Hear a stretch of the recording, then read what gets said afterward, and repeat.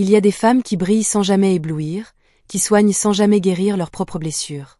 Adjoa faisait partie de celle-là.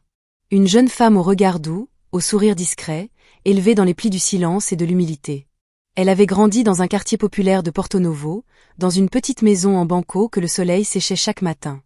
Orpheline de père et de mère depuis ses 7 ans, elle avait été recueillie par sa tante, maman Edith, une femme stricte mais digne, qui lui avait appris la valeur de chaque chose, même celle que les autres méprisaient. Adjoa avait cette grâce silencieuse que rien ne semblait pouvoir ternir. Dès l'enfance, elle savait cuisiner, balayer sans qu'on lui demande, s'occuper des enfants des voisines, consoler ceux qui pleuraient, prier avec ceux qui doutaient. On disait souvent qu'elle était née, avec une étoile dans le cœur.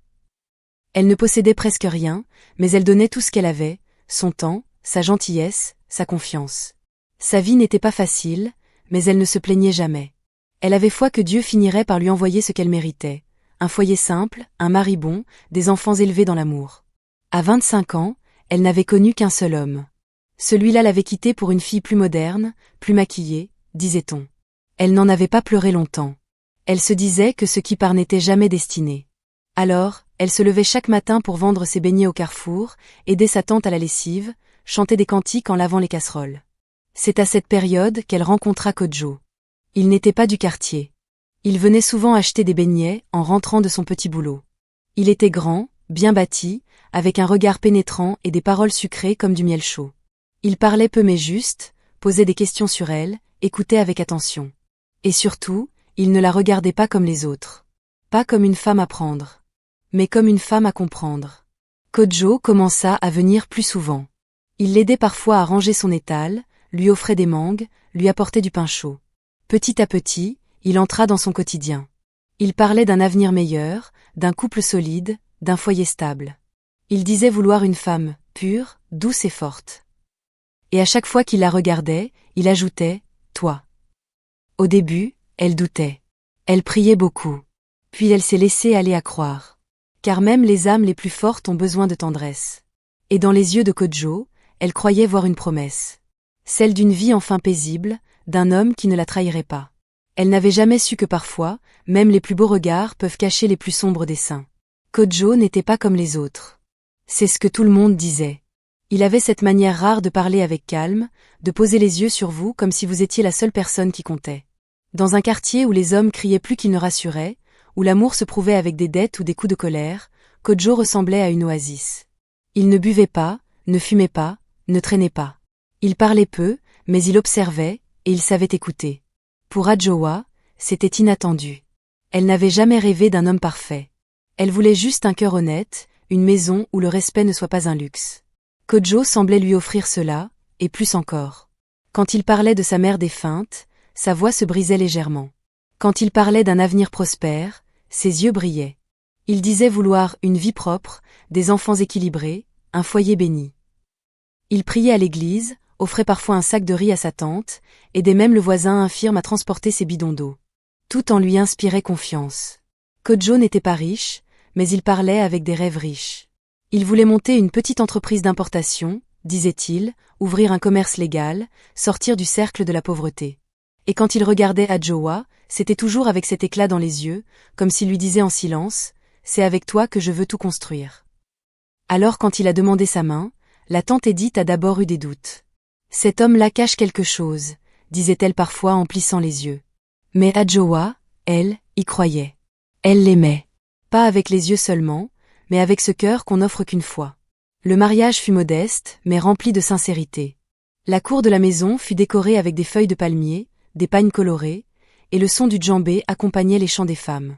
Adjoa portait une robe ivoire simple, les mains tremblantes, le sourire lumineux. Elle n'avait jamais été aussi heureuse. Dans les bras de Kodjo, elle croyait avoir trouvé enfin ce que Dieu lui réservait après tant de souffrances.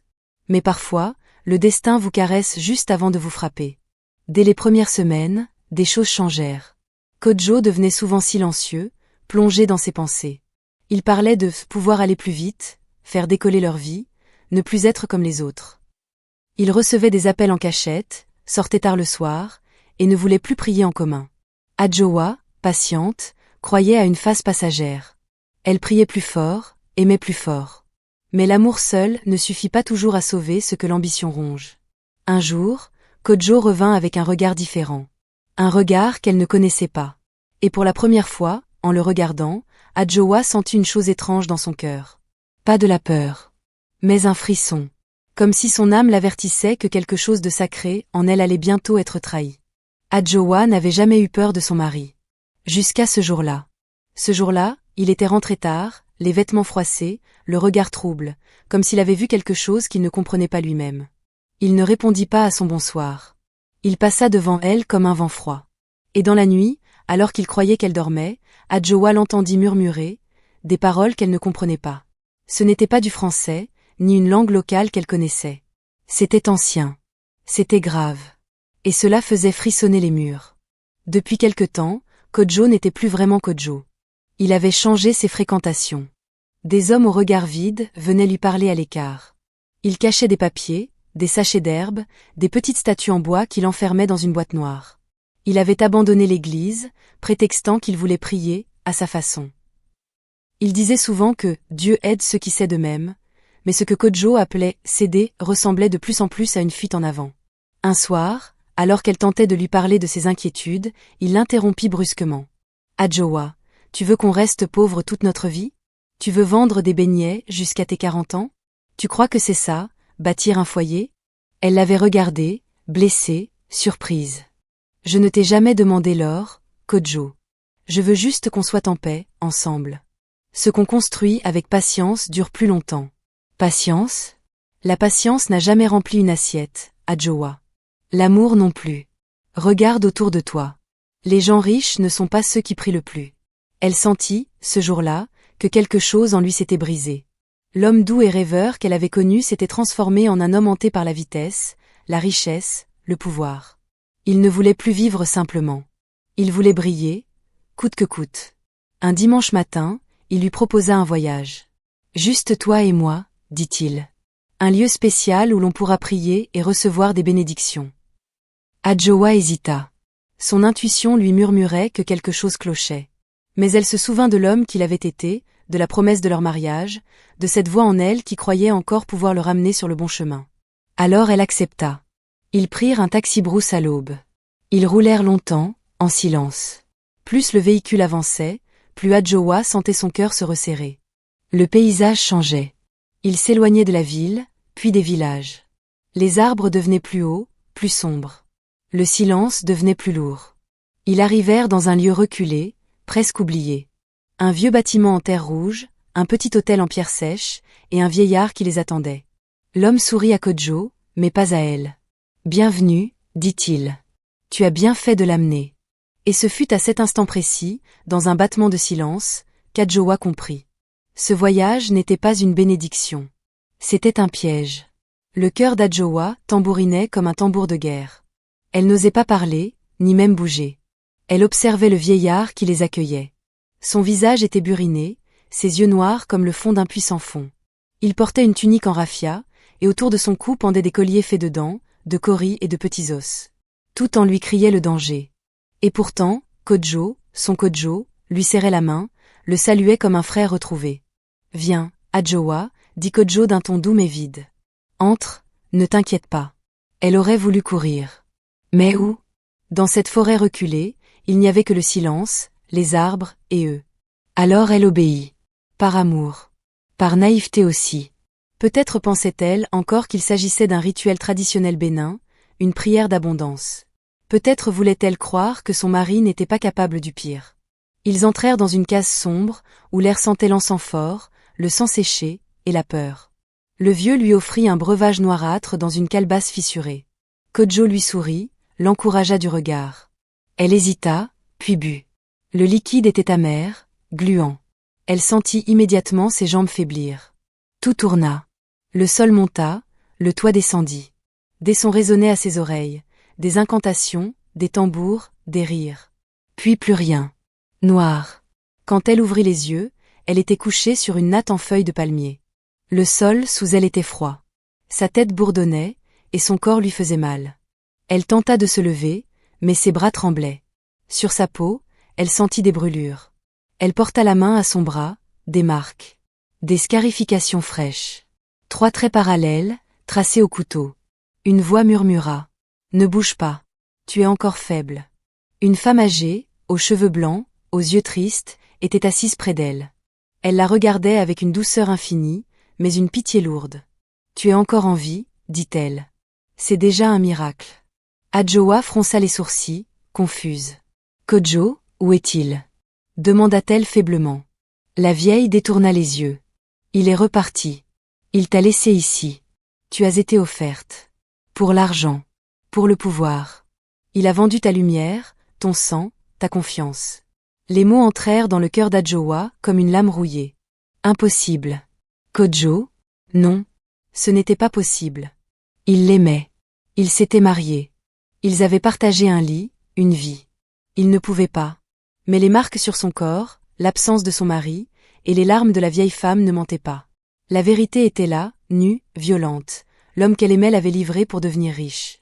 Et dans le silence de cette case, au fond de cette forêt, elle sut que sa vie ne serait plus jamais la même. Pendant 3 jours, Adjoa resta couchée sur cette natte, dans cette case perdue au fond de la forêt. Son corps était faible, mais son cœur était brisé bien plus profondément que ses forces physiques ne pouvaient l'exprimer. Les scarifications sur ses bras, sur son dos, parlaient d'un pacte qu'elle n'avait jamais consenti. Son propre sang, celui de sa confiance, avait été versé pour un rituel. Et le pire?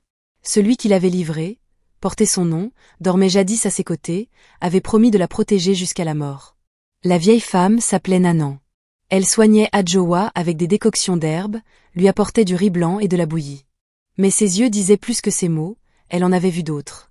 Ce n'était pas la première fois qu'une femme était sacrifiée par l'homme qu'elle aimait. Ma fille, tu n'étais pas malade. Ce que tu as subi, c'est un rituel de captation. On t'a utilisé pour ouvrir la chance de ton mari. Il a pris une partie de ton âme. Pourquoi moi? Sanglota Adjoa. Qu'est-ce que je lui ai fait? Tu lui as fait confiance. Tu étais pure. C'est ce qu'il recherche. La lumière attire toujours les ténèbres, Adjoa. Ces paroles résonnèrent dans son âme comme une malédiction. Elle avait aimé sincèrement. Elle s'était livrée sans retenue. Et c'est précisément cela qu'il avait utilisé. Sa lumière. Son innocence. Son amour. Kodjo n'avait pas tué son corps, mais il avait assassiné tout ce qu'elle était. Les nuits étaient les pires.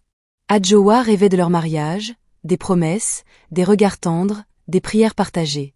Mais ces images finissaient toujours dans la case rouge, avec des rires étranges et des ombres dansantes. Elle se réveillait en larmes, les poings serrés, le cœur battant. Nanan la regardait sans un mot. Parfois, elle posait simplement sa main sur la sienne. Et cela suffisait. Un matin, alors que la brume glissait entre les arbres, Adjoa se leva. Ses jambes tremblaient, mais elle marcha. Elle sortit de la case et regarda le ciel. Le soleil se levait doucement. Elle sentit une larme couler sur sa joue. Pas une larme de douleur. Une larme de résilience. Je veux rentrer. Je ne sais pas comment. Je ne sais pas ce que je vais devenir. Mais je dois me relever. Je ne mourrai pas pour l'ambition d'un homme. Je ne veux pas être une victime silencieuse. Nanan l'aida à rassembler quelques affaires. Elle lui donna un foulard propre, des sandales, et une adresse à la ville. Une femme là-bas l'aiderait, dit-elle. Une survivante, elle aussi. Ne laisse pas ce qui t'a fait définir qui tu es, murmura la vieille en la serrant dans ses bras. Ton nom, Adjoa, veut dire « né un lundi ». Le jour du recommencement. Et ainsi, avec un cœur lourd mais debout, Adjoa reprit la route vers la ville. Non plus comme une épouse trahie, mais comme une âme en train de renaître. Pendant qu'Adjoa marchait vers sa guérison, Kodjo, lui, goûtait enfin à la richesse qu'il avait en convoité. Tout s'était passé comme promis. À peine le rituel accompli, l'argent commença à pleuvoir. Des contrats tombèrent du ciel, des personnes influentes se mirent à l'appeler. Il ouvrit une petite entreprise de vente de matériaux de construction, puis une autre de pièces détachées. En quelques semaines, il acheta une voiture noire, puis une parcelle en périphérie de la ville. Il changea de cercle, se mit à fréquenter des hommes puissants, des politiques, des commerçants, des hommes aux rires faux et aux montres brillantes. Kodjo était devenu ce qu'il avait toujours voulu être, un homme réussi. Mais la réussite qu'il portait n'avait pas de racines. C'était une fleur née dans le sang. Et l'or maudit ne brille jamais longtemps sans brûler. Dès la première semaine, il se mit à faire des cauchemars. Il rêvait d'Adjoa, couché dans la case, les yeux ouverts mais vides, lui tendant les bras, le visage couvert de larmes et de cicatrices. Il se réveillait en sueur, criant son nom. Il pensait que ça passerait. Il alla voir des charlatans pour sceller l'affaire. Mais plus il payait, plus les rêves s'intensifiaient. Les miroirs de sa maison semblaient refléter son passé. Il croyait voir des ombres derrière lui. Il parlait seul parfois. Il oubliait des choses simples. Il devenait nerveux, paranoïaque, même avec ses employés. Mais il n'en parlait à personne. Car dans ce monde-là, l'orgueil est plus fort que la vérité. Il affichait encore le sourire du riche devant ses amis. Il offrait l'alcool, invitait dans des hôtels, prêtait de l'argent pour se faire admirer. Il racontait qu'il avait tout compris de la vie. Que Dieu aide les audacieux. Mais la nuit, il dormait peu. Son lit était devenu un champ de bataille. Et un jour, devant son miroir, il vit quelque chose. Adjoa. Pas un reflet. Pas une illusion. Elle était là. Debout. Son visage calme, mais ses yeux pleins de lumière. Une lumière que rien ne pouvait imiter. Et cette lumière, il l'avait vendue. Il cria, brisa le miroir, se recroquevilla au sol. Mais quand il rouvrit les yeux, il n'y avait plus rien. Juste lui. Lui et sa conscience. C'est là qu'il comprit, il avait eu l'argent, oui, mais il avait perdu la paix. Et ce vide, aucun billet ne pouvait le combler. Il tenta de l'oublier. Il sortit encore plus, dépensa plus, chercha d'autres femmes. Mais aucune ne portait la douceur d'Adjoa. Aucune ne priait pour lui. Aucune ne savait l'aimer sans condition. Alors il sombra dans la solitude dorée. Entouré de luxe, mais froid à l'intérieur. Comme une maison en marbre où plus rien ne bat. Il avait sacrifié l'amour pour l'argent. Et l'esprit l'avait payé, avec la malédiction du souvenir. Adjoa arriva en ville au petit matin, les pieds meurtris, le cœur fatigué mais l'âme debout. Le bus la déposa dans un quartier populaire d'Abomey-Calavi, non loin du marché. Elle tenait entre ses doigts froissés un petit papier, un nom, un numéro, une adresse. C'était tout ce qu'elle possédait désormais. Elle n'avait plus de foyer, plus de mari, plus de repères. Mais elle avait encore la vie. Et c'était suffisant pour recommencer. La femme que Nanan lui avait recommandée s'appelait Tata Brigitte. Une ancienne infirmière devenue militante. Elle dirigeait un centre d'accueil pour femmes victimes de violences rituelles et spirituelles. C'était une maison simple, avec des murs peints en bleu, un grand manguier dans la cour et un tableau accroché à l'entrée. Ce que le feu n'a pas brûlé peut fleurir à nouveau. Quand Tata Brigitte vit Adjoa, elle ne lui posa pas de questions. Elle la prit dans ses bras comme une mère, lui tendit de l'eau, un pagne propre, un bol de bouillie. « Ici, tu n'es plus seule, lui dit-elle doucement. Ici, tu vas réapprendre à respirer. » Au centre, il y avait d'autres femmes. Des jeunes, des mères, des veuves, des filles à peine sorties de l'enfance. Chacune portait une histoire douloureuse. Mais ensemble, elles reconstruisaient. Elles chantaient. Elles pleuraient parfois. Mais elles avançaient. Et cela, c'était déjà une victoire. Adjoa ne parla pas tout de suite. Les mots étaient trop lourds. Elle passait ses journées à nettoyer, à cuisiner, à observer. Chaque soir, elle écrivait dans un petit carnet qu'on lui avait donné. Elle y déposait ce qu'elle ne pouvait pas dire à voix haute. Ses souvenirs, ses cauchemars, sa colère, et peu à peu, son pardon. Un jour, lors d'un cercle de paroles, elle se leva enfin. Sa voix tremblait, mais elle ne baissa pas les yeux. Je l'aimais. Et c'est pour ça qu'il a réussi à me briser. Mais je suis encore là. Et maintenant, je veux me reconstruire, pas pour lui prouver quoi que ce soit, mais pour me rappeler à moi-même que je vaux plus que ce qu'il m'a fait. Il y eut un silence. Puis des applaudissements. Et des larmes. Pas de tristesse. Des larmes de libération. Ce jour-là, Adjoa comprit une chose essentielle. Parfois, la trahison ne sert pas à nous détruire, mais à révéler la force que nous ignorions posséder. Elle se forma à la couture. Elle se remit à prier. Elle recommença à sourire. Pas un sourire de façade. Un vrai. Celui qui naît quand le cœur n'est plus prisonnier. Et dans un coin de son esprit, une conviction commença à naître. Un jour, elle raconterait son histoire. Pas pour se venger, mais pour réveiller celles qui dorment encore dans les bras de leur bourreau. 6 mois passèrent. 6 mois pendant lesquels Adjoa apprit à se regarder à nouveau dans un miroir sans y voir une victime. Chaque jour, elle reconstruisait un petit morceau de ce que Kodjo avait brisé. Une couture, une prière, un mot dans son carnet. Elle n'était plus seulement la femme trahie. Elle devenait la femme debout.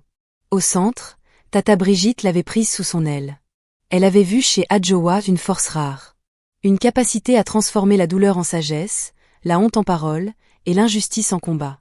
Un jour, Elle lui proposa d'intervenir dans une école pour parler aux jeunes filles de la confiance, de l'instinct, de la valeur qu'elles ont, même quand la société leur dit le contraire. Adjoa hésita. Elle avait peur de se briser en parlant. Mais Tata lui dit une phrase qui changea tout. Quand tu racontes ton histoire, ce n'est pas seulement ta voix qu'on entend. C'est celle de toutes celles qui n'ont pas pu parler. Alors elle accepta. Le jour venu, elle se tint devant une salle remplie d'adolescentes. Les mains moites. Le cœur battant. Mais dès qu'elle ouvrit la bouche, une force invisible la poussa. Elle parla sans artifice, sans colère, sans haine. Elle parla avec la vérité nue. Et à la fin, toute la salle se leva. Beaucoup pleuraient. Quelques-unes s'approchèrent d'elle, lui racontèrent leur propre douleur. Adjoa comprit que sa douleur avait désormais une mission. À partir de là, tout s'enchaîna. Elle fut invitée dans des radios locales. Des journalistes vinrent au centre. On lui proposa d'écrire dans un petit journal associatif. Son histoire commençait à circuler. Non pas comme un scandale, mais comme un réveil. Un jour, dans la rue, elle aperçut Kodjo. Il descendait d'une voiture rutilante, costume bien taillé, lunettes noires. Mais quelque chose clochait. Il avait maigri. Son regard fuyait. Il parlait tout seul, nerveusement. Et quand il croisa le regard d'Adjoa à travers la foule, il s'arrêta net. Leurs yeux se croisèrent. Longuement. Elle ne détourna pas le regard. Mais elle ne s'approcha pas non plus. Elle le fixa, debout, droite, paisible. Et il détourna la tête. Il tremblait. À cet instant, elle sut une chose, il n'avait jamais trouvé la paix. Il avait eu l'argent, le succès, mais pas la paix. Parce qu'on ne construit rien de durable sur le dos de quelqu'un qu'on a détruit. Parce que l'amour trahi laisse une trace que rien ne lave. Elle rentra chez elle ce jour-là sans un mot. Mais dans son cœur, une porte s'était définitivement fermée. Elle n'attendait plus d'excuses, ni de vengeance. Elle avait gagné autre chose, la liberté intérieure. Et dans son carnet, ce soir-là, elle écrivit. Il m'a sacrifié pour devenir quelqu'un. Mais c'est moi qui suis en train de devenir tout ce qu'il ne sera jamais. Une lumière qui éclaire sans brûler. Après ce regard échangé dans la rue, quelque chose s'était scellé dans l'esprit d'Adjoa. Le passé n'avait plus de pouvoir sur elle. Mais elle savait qu'il restait une chose à faire. Non pour elle. Mais pour toutes celles dont on éteint la voix dans l'ombre. Pour celles qui n'en reviennent pas. Pour celles qu'on enterre dans le silence. Elle prit rendez-vous avec un avocat bénévole, grâce à Tata Brigitte. Ensemble, ils montèrent un dossier. Témoignages, carnets, certificats médicaux. Chaque cicatrice était une preuve. Chaque mot, un témoin. Ce n'était pas seulement une plainte contre Kodjo. C'était une déclaration contre un système entier qui normalise les sacrifices, les pactes occultes, les silences étouffants, les violences invisibles. Vous êtes prête à aller jusqu'au bout? Lui demanda l'avocat, une main sur le dossier. Je suis née prête. Je ne veux pas sa ruine. Je veux la justice. Le dépôt de plainte fit l'effet d'une bombe silencieuse. Kodjo, lui, ne comprit rien au début. Il reçut une convocation. Il crut à une erreur. Puis le choc. Il vit le nom. Adjoa. Il tenta d'appeler. Elle ne répondit pas. Le bruit se répandit dans les couloirs de la ville. L'homme devenu riche en un temps record, soupçonné de rituel. Certains rirent. D'autres se turent. Mais la vérité, elle, avançait. Elle n'avait plus peur. Le procès s'ouvrit 2 mois plus tard. Kodjo arriva en costume beige, mal rasé, amaigri. Ses anciens amis l'évitaient. Le succès qu'il avait volé se retournait contre lui. Les caméras étaient là. Les journalistes aussi. Et face à lui, se tenait Adjoa. Elle portait un boubou blanc. Sobre. Sans maquillage. Mais sa posture parlait fort. Son regard était droit. Elle n'était pas là pour supplier. Ni pour se venger. Elle était là pour dire la vérité. Quand le juge lui donna la parole, la salle se tut. Et elle parla. Lentement. Clairement. Elle raconta tout. La promesse d'un amour, le piège, le rituel, les cicatrices, la solitude, la peur, la résurrection. Elle ne pleura pas. Mais plusieurs femmes dans la salle oui. Ce n'est pas l'argent qui tue, dit-elle en concluant, c'est ce qu'on est prêt à sacrifier pour l'obtenir. Moi, j'ai été sacrifiée. Mais je suis encore là. Et lui n'a plus rien, même s'il pense encore briller. Kodjo baissa les yeux. Pour la première fois, il ne parlait plus. Il n'avait plus de voix. Plus d'arguments. Juste le poids de ses actes. La salle applaudit en silence. Par respect. Pas pour elle seulement. mais pour toutes celles qu'elle représentait. À la sortie du tribunal, une jeune fille lui glissa un mot sur un papier. « Tu m'as sauvé la vie. J'allais dire oui à un homme comme lui. Maintenant je sais. » Et ce jour-là, Adjoa comprit que sa douleur était devenue un flambeau. Le procès terminé, Kodjo fut condamné. Non pas à la peine maximale. La justice humaine a ses limites, mais suffisamment pour que le monde sache. Pour que les regards changent. Pour que plus personne ne puisse l'applaudir sans honte. Il perdit ses contrats, ses soutiens, ses repères. Il tomba comme une étoile filante, brillante un instant, éteinte pour toujours. Mais Adjoa, elle, ne retomba pas. Elle s'éleva. Le centre dirigé par Tata Brigitte reçut plus de femmes. Des jeunes filles, des mères, des épouses. Des blessés du silence. Et beaucoup venaient avec un seul mot sur les lèvres, Adjoa. Elles avaient entendu son histoire. À la radio. Dans les écoles. Par les sœurs de l'église. Elle était devenue une figure. Non pas une star.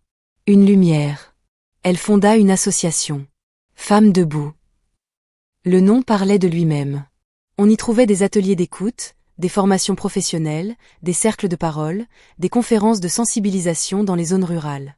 Elle travaillait avec des psychologues, des juristes, des leaders religieux. Elle donnait à d'autres ce qu'on lui avait refusé au moment où elle en avait besoin. Une voix, un refuge, une main tendue. Un jour, elle retourna voir Nanan, la vieille femme qui l'avait sauvée dans la forêt. Elle trouva la case toujours debout, toujours silencieuse, toujours humble. Nanan la regarda longuement, sans un mot. Puis elle ouvrit les bras. Adjoa s'y blottit. Elles pleurèrent. Pas de tristesse. Des larmes de force retrouvées. « Tu as guéri bien plus que toi, ma fille, » murmura la vieille. « Tu as guéri la mémoire de toutes celles qu'on a fait taire. » Adjoa sourit. Elle savait. Et pourtant, parfois, les cicatrices l'attiraient encore. Certains rêves revenaient. Certaines peurs aussi. Mais elle avait appris une chose essentielle. La douleur ne disparaît jamais complètement, mais elle peut devenir une racine. Une racine qui donne des fruits pour les autres. Dans une grande salle municipale, un soir, elle prit la parole devant des centaines de femmes. Elle raconta à nouveau son histoire, avec toujours autant de sincérité, mais sans plus aucune peur. Et à la fin, elle dit « On m'a vendue pour quelques billets. On m'a blessée dans l'ombre. Mais je suis encore là. Debout. Forte. Et aujourd'hui, je veux vous dire à toutes, vous n'êtes pas ce qu'on vous a fait. Vous êtes ce que vous choisissez de devenir après. » Tonnerre d'applaudissements. Des larmes. Des mains levées. Et parmi la foule, des hommes aussi. Des maris, des frères, des fils. Touchés. Bouleversés. Car l'histoire d'Adjoa ne parlait pas seulement de trahison. Elle parlait de résilience, de dignité, de renaissance. Elle était la preuve vivante qu'on peut sortir de l'enfer, et devenir feu pour éclairer les autres, sans jamais brûler à nouveau.